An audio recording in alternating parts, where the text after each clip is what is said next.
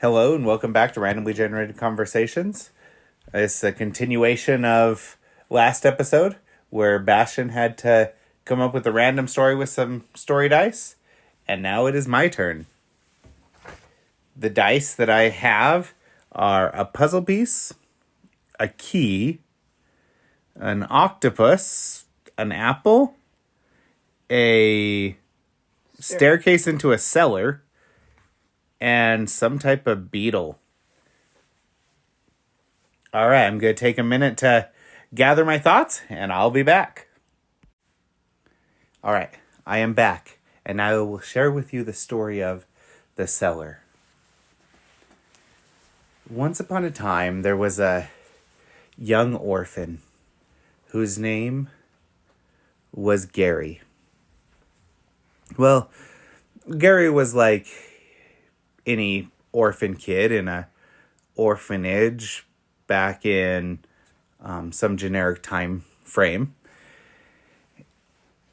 And he would always wonder who his parents were. He always felt a little different than everybody else there at the orphanage, wondered why he had been given up and who his parents really were. He had many chances to be adopted, but it wasn't that they didn't like him. He just couldn't build a connection with them.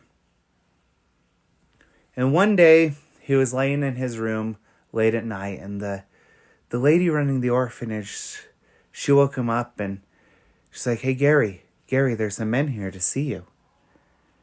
She brought him out to the meeting area where there were two men in suits. And they verified with him, "Your name is Gary, right? And you are 17 years old?" And he nodded. And they said, "You need to come with us. We have some information about your parents." Gary didn't know what to think. He was kind of intimidated by the men in the suits. But this was his chance to learn something new about his parents. So he went out with the men, he got in the car, and they drove for what seemed like hours. And they showed up at this old office building that still had the lights on. People were working long hours there. And he noticed that it was an attorney's office. So they go inside and they press the button to the elevator, which takes them to the top floor. And on the top floor, there's this meeting room. And there's a couple other men in suits sitting around the table, and one of them has a really worn out briefcase. And he said, "Gary, we want to let you know that your parents have passed away. They died in a plane crash." And he's like, "What? I don't even know who my parents are. And now you're reaching out to me?" And like, "Yes, they left you this letter that was very specific to you, detailing which orphanage you were in, your age, as well as how we could find you, a physical description." And he said that was very important that we give you this briefcase. So they hand the briefcase over to Gary, and he's not sure if he wants to open it or not. He wanted to know about his parents, but now that he knows his parents are no longer alive, he's not sure he wants anything to do with them, because they didn't want anything to do with him at life, but yet they knew who he was. They had enough information on him. Why didn't they contact him prior to this? Finally, he takes a deep breath. He breathes out and he opens the suitcase. And inside the suitcase is a key with an address on it and a puzzle piece. And he's like, "What is this? Okay, maybe they gave me a house. Where is this?" And he asked them the location. And they're like, "Oh, well, that's just a couple blocks up the street. That's a pretty big mansion up there. And we thought it had been abandoned for years." And then he holds up the puzzle piece, and they're all like, "Well, that just seems like it might have been left in there. You could throw it out." But he felt like he had to hold on to that puzzle piece. So he's like, okay, can you at least drop me off at the mansion? So they drove him a couple blocks up to the mansion, and it's still late at night. He grabs the key, and he can see it's a beautiful place. But something feels off about it. So he goes up to the door. He opens it up. The men are still with him. He turns on the light. Once he knows the light works, he lets the men know, hey, I need some time alone. You could come back and get me in the morning, but I need some time to figure things out. So he walks into the house. Even though it has been abandoned, there's no sign of cobwebs or anything. It seems as if it was just abandoned on the outside but maintained on the inside. He goes up the stairs and he sees a locked door. All the other doors are open, but that locked door drew his attention. He tries the key and the key works on that door too. And it's an old office. There's books all along the wall. Books that didn't seem to relate. Books about animals. Books about science. Books about math. Books about poetry. And there's a desk.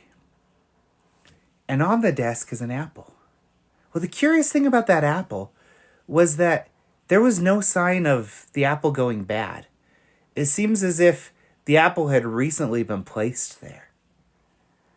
So he walked around. He picked up the apple. Smelt it. It smelt good. Didn't have any smell of fermentation on it. And that's when he realized he was a little bit hungry. So he took a bite of the apple. It was delicious. Probably the most delicious apple he had ever had. Maybe it's because he was hungry. Maybe it's because the apple was that delicious. And he walked around, he sat in the seat behind the desk. And as he went and started going through the drawers, he saw this little golden beetle. It seemed like something he had heard from stories. Something from a old ancient tomb in Egypt, right? He's like, well, maybe my parents were treasure hunters. That would explain why they were on a plane. But it made no sense to the books around them. And he looked back at the apple. And the bite mark was gone. The apple was whole once again. He's okay, now this is weird. He grabbed the apple again, took another bite. He was really hungry, and the apple was delicious. He set the apple down, he watched it. And while he was watching it, the bite remained there. He looked back down at the golden beetle, and then glanced back, and the apple was whole again. He's okay, that's odd. Might be some type of magic apple, I don't know. And he started to look. He got up from the desk. He was holding the beetle in his hand. And he's looking through the bookcases, looking at all the books. They were all in alphabetical order. Not by author, but by title of the book. But it seemed to repeat. You had A, B, C, D, all the way to Z, and then would start over with another A book. And he saw a book about fruit. He's like, okay. And as he looked closer, he's like, well, that kind of looks like magical fruit with the picture on the spine. So he's like, well, maybe this has something to do with explain the apple. Maybe I can figure out what they were looking at. As he pulls the book out, he feels a rumbling, and the bookcase starts to move. As it slides, it doesn't slide all the way, but enough to reveal a staircase down to a cellar. He's like, okay, I'm not sure I should go down there. Maybe I should wait till the men return. Maybe I could call the police. Maybe I could have some protection when I go down there. But he thought, no. He said, this was left to me. My parents left this to me for a reason. I have to figure out what this means. And so He went to open the door all the way to the staircase, but it was locked. And there was no keyhole. All he saw was a little circle in there, and he's like, how am I supposed to open this? There's a little circle, this thing's locked. He looked back down at the beetle and realized that it was the same size as that circle. So he placed it down onto the door down to the cellar, and he heard the lock move. Picked it up, he saw the staircase, and was like, okay, I'm going down. He walks down, he's looking for a light switch along the way, realizes there's nothing, so he walks back up and has no idea how he missed it, but there was a flashlight on the desk. He swears all he saw on there beforehand was the apple, but now he's seeing a flashlight there on the desk. So he goes and he grabs the flashlight. It still works. He turns it off and on a couple times. He's seen enough in movies to know that the flashlights always tend to fail to work when you're in a scary location. But it seems to be working. The batteries are good. He starts going down the stairs. As he reaches the bottom, he realizes the floor is wet. There's probably a half foot of water along the bottom of that cellar. And there seems to be nothing down there. He shines the light and it goes. It seems to cover the whole bottom of the mansion. But yet there's nothing. Not even pillars to hold up the building like you would see in basements. It's just completely empty except for this half foot of water. He's like, well, maybe there's something out further than I can see. And so he steps down into the water and starts walking around. He finally comes to one of the walls and he sees a light switch. He's like, okay, maybe I could see better now. I'm limited by this. He turns on the light switch and the water starts to glow. You have lights from above, but the water is glowing. And it's this beautiful, like, crystally color. He's like, what is going on? What am I supposed to find here? Stuff is drawing me to this location, but I don't know what it is.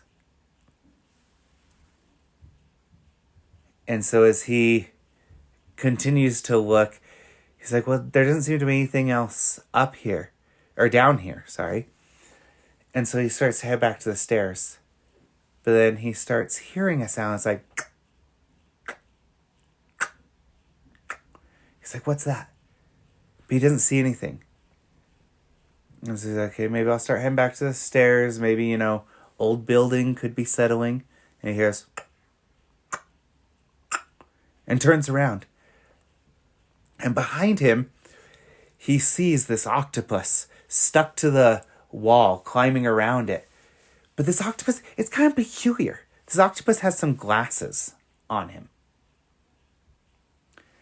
And he's like, why are you wearing glasses? He didn't expect the octopus to answer him. So when the octopus spoke, he was taken aback.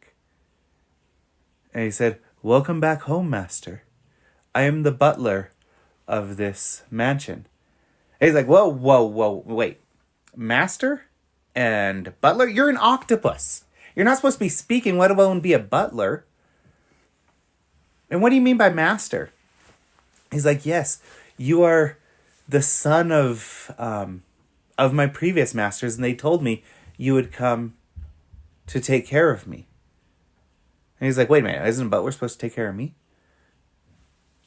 But I still don't buy this whole butler thing. He's like, your name is Greg, right? Yes.